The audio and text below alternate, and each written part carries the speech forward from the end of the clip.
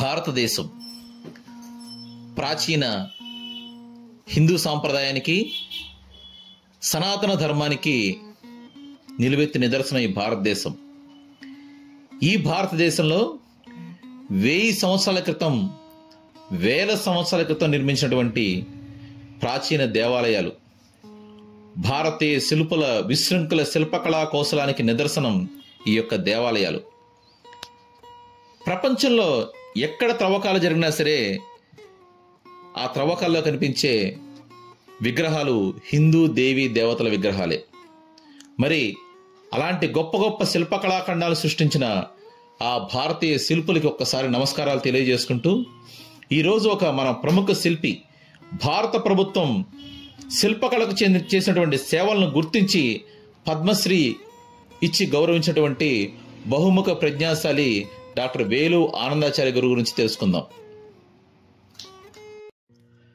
Doctor వేలు ఆనందాచార్య గారు 1952 సంవత్సరం జూన్ 1వ తేదీ చిత్తూరు జిల్లాలోని వెన్నంపల్లె గ్రామంలో బ్రహ్మశ్రీ ఆనందాచారి, శ్రీమతి భాగ్యమ్మ విశ్వబ్రాహ్మణ పుణ్య దంపతులకు జన్మించారు. ప్రాథమిక విద్య నుంచి SSLC వరకు కూడా వెన్నంపల్లిలోని ప్రభుత్వ పాఠశాలను పూర్తి చేశారు. SSLC అంటే ఈరోజు ఉన్నటువంటి 10th క్లాస్ అన్నమాట. ఈయనకి చిన్నప్పటి నుంచి కూడా శిల్పశాస్త్రం మీద మహామక్కువ ఎక్కువ. బహుశా అది పూర్వజన్మ వాసన కావచ్చు, వాళ్ళ తాతగారు ఆయన కూడా శిల్పి అవడం వల్ల కావచ్చు. ఆయన 1972 సంవత్సరం నుంచి 1975 సంవత్సరం వరకు తిరుపతిలోని శ్రీ వెంకటేశ్వర శిల్ప కళాశాలలో శిల్పశాస్త్రాన్ని నేర్చుకుని ప్రథమ శ్రేణిలో ఉత్తీర్ణులవడం జరిగింది. అట్లాగే ఆయన దూర విద్య ద్వారా 1985లో BA పట్టా తీసుకున్నారు. 1988లో డ్రాయింగ్ పట్టా తీసుకున్నారు. డ్రాయింగ్లో పరీక్షలో ఉత్తీర్ణులయ్యారు. 1994 సంవత్సరంలో ఉస్మానియా విశ్వవిద్యాలయం నుంచి ఆయనకున్నటువంటి శిల్పశాస్త్రం మీద ఉన్న మక్కువతో ఆయన ఎంచుకున్న సబ్జెక్టు ఏంటంటే ancient Indian historical culture and ఆర్కియాలజీలో డిపార్ట్మెంట్లో ఆయన ప్రథమ శ్రేణిలో MAని పూర్తి చేయడం జరిగింది. ఇక ఈయన 1975 సంవత్సరంలో శిల్పశాస్త్రాన్ని ప్రథమ శ్రేణిలో ఉత్తీర్ణులు అవగానే ఈయన అప్పుడు ఏంటంటే పిట్స్బర్గ్లో తిరుమల తిరుపతి దేవస్థానంలో ఒక దేవాలయాన్ని నిర్మించడానికి, వెంకటేశ్వర స్వామి దేవాలయం నిర్మించి తలపెట్టారు. అప్పుడు హైదరాబాద్లోని శిల్ప కళాశాలలో వాళ్ళు శిల్పాలంటిని కూడా ఇక్కడ తయారు చేయించి విడిభాగాలు ఆ పిట్స్బర్గ్ తీసుకెళ్లి అక్కడ వెంకటేశ్వర స్వామి దేవాలయం నిర్మించడం జరిగింది. ఆ హైదరాబాదు శిల్ప కళాశాలకి ఈయన ఆ శిల్పాలు చెక్కడానికి ఒక కూలీగా జాయిన్ అయ్యి అదే సంవత్సరం అదే హైదరాబాదు శిల్ప కళాశాలలో ఈయన అధ్యాపకులుగా సేవలు అందించడం జరిగింది.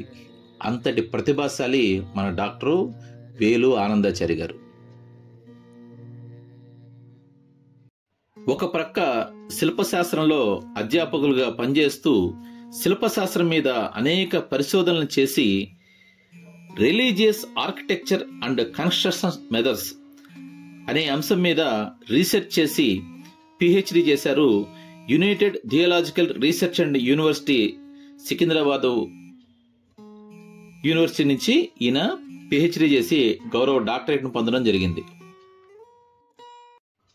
ఒక ప్రక్క దూర విద్య ద్వారా విద్యను అభ్యసిస్తూ, ఒక ప్రక్క శిల్పశాస్త్రం మీద అనేక ప్రయోగాలు చేసి PhD చేస్తూ కాలం చెల్లిన ఔషధాలతో వీరు ఆర్ట్లు వేయడం మొదలుపెట్టారు.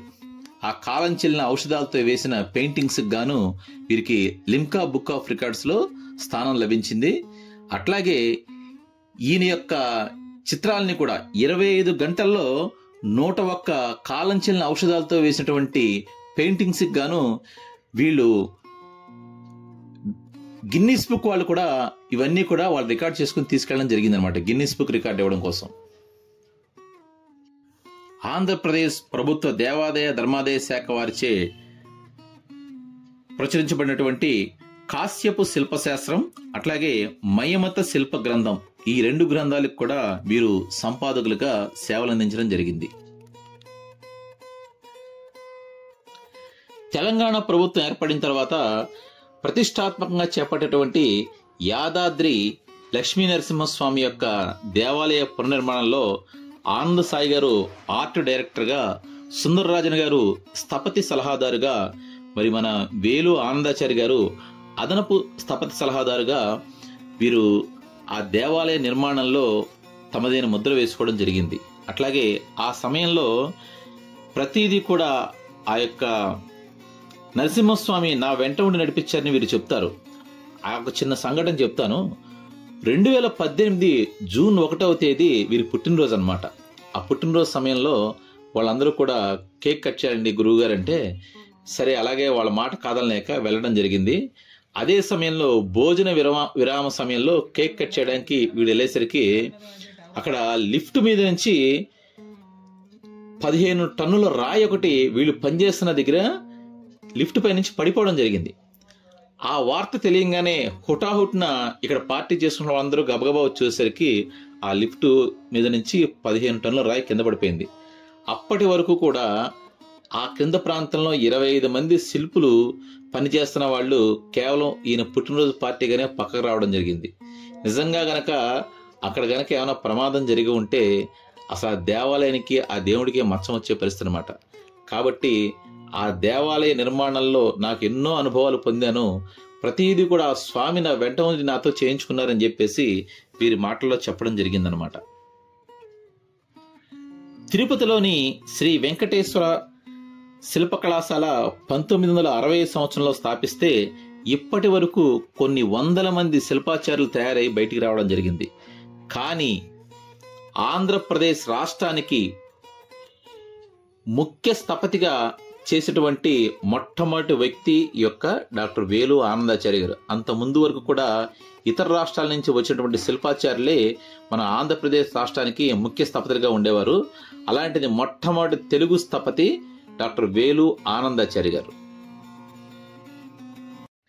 శిల్పశాస్త్రంలో డాక్టర్ వేలు ఆనందాచారి గారు చేసినటువంటి విశేషమైన కృషిని గుర్తించి డాక్టర్ వైఎస్ రాజశేఖర రెడ్డి గారు, మరియు నారా చంద్రబాబు నాయుడు గారు, మరియు కిరణ్ కుమార్ రెడ్డి గారు, అట్లాగే కేసీఆర్ గారు, అలాగే రేవంత్ రెడ్డి గారు, 5గురు ముఖ్యమంత్రుల దగ్గర ఉగాది పురస్కారం తీసినటువంటి మహోన్నతమైన వ్యక్తి డాక్టర్ వేలు ఆనందాచారి గారు. ఈయనకు వచ్చినన్ని అవార్డులన్నీ ఒకసారి మనం పరిశీలిద్దాం. మీకు చిన్న విశేషం చెప్పాలి. పద్మశ్రీ ఇచ్చేటప్పుడు కేంద్ర ప్రభుత్వం కలెక్టర్ల ద్వారా వీరి యొక్క జీవన విధానం గురించి, వీరి యొక్క కాంటాక్ట్ని తెప్పించుకుంటుంది అనమాట. అంటే వీళ్ళకి ఏమైనా క్రైమ్ రిపోర్ట్లు ఉన్నాయా, వీళ్ళు ఎట్లాంటి వాళ్ళు, వీళ్ళ బిహేవియర్ ఎట్లా ఉంటుంది, ఇవన్నీ తెప్పించుకుంటుంది. దాంట్లో భాగంగా ఒక పోలీస్ ఇన్స్పెక్టరు, ఒక రెవెన్యూ ఇన్స్పెక్టరు ఇద్దరు కూడా డాక్టర్ వేలు గారింటికి రావడం జరిగింది. రాగానే వారి భార్యమణి తలుపు తీసి, ఏంటండి మా ఆయన గారు ఏం చేశారని అడగడం జరిగింది. అయితే ఏం లేదమ్మా, మీ వారు కేంద్ర ప్రభుత్వం నుంచి ఒక అవార్డుకి అప్లికేషన్ పెట్టారు, దానికోసం ఎంక్వైరీ కోసం వచ్చామని అడిగారంట. అంటే ఆవిడ ఏమందంటే, ఇప్పటికి మా ఆయన గారికి 300 అవార్డులు వచ్చినాయి, ఏ అవార్డు వల్ల కూడా మాకు ఒక్క అవార్డు కూడా మాకు అవసరానికి ఉపయోగపడే అవార్డు ఏమీ లేదు, అవన్నీ కూడా మేము చూసి మురిసిపోవడానికి తప్ప మాకు అవసరానికి ఏదో ఉపయోగపడవండి, ₹1 ఉపయోగం లేదండి దేనివల్ల అని చెప్పేసి ఆవిడ చెప్పడం జరిగిందనమాట.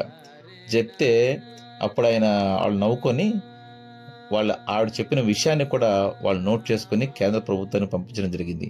ఆ పైన ఉన్నారు, వెళ్ళండి, ఆయన చుట్టూ 300 అవార్డులు ఉంటే చూడండి, 15 ఇంటర్నేషనల్ అవార్డులు వచ్చినాయి వారికి అని చెప్తే, ఆ గదిలోకి వెళ్ళి చూస్తే ఆ గది నిండా దగదగా మెరిసిపోతూ 300 అవార్డులతో పాటు ఆయన చుట్టూ పుస్తకాలు, ఆయన రాసిన పుస్తకాలు, రాస్తున్న పుస్తకాలు, ఆయన వేసిన చిత్రనాయకులు, అంతా ఒక గొప్ప ప్రపంచంలో ఉందన్నమాట ఆయన గదంతా కూడా.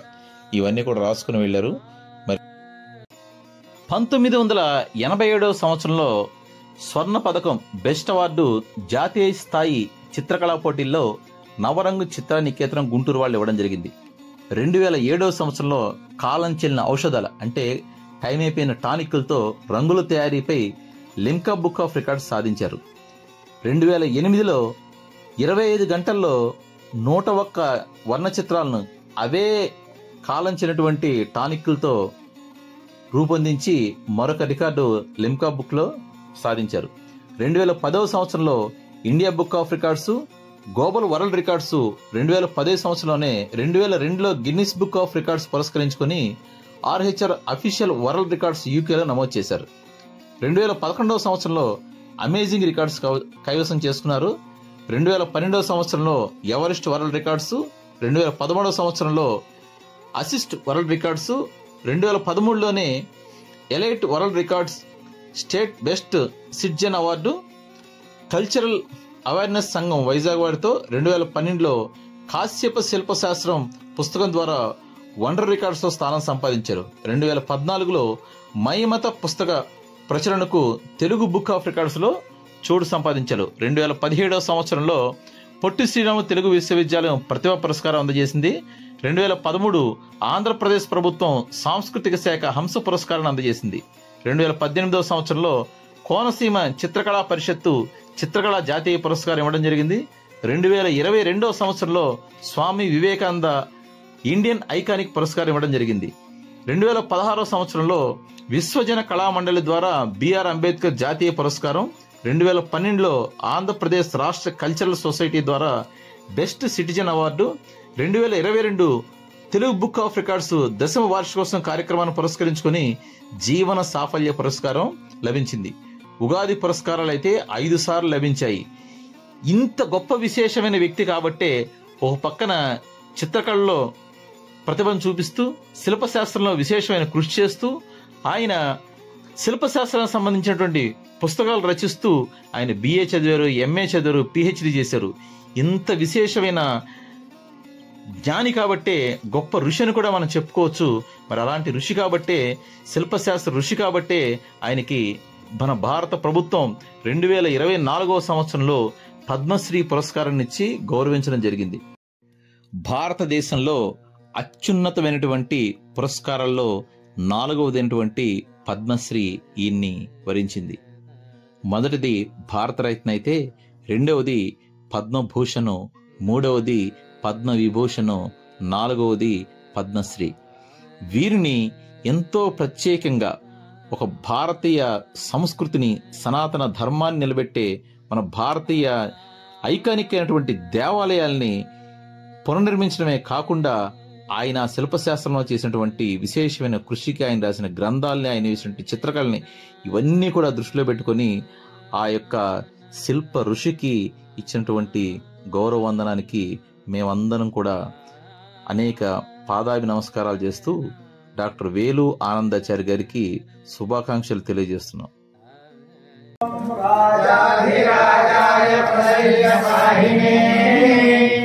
నమో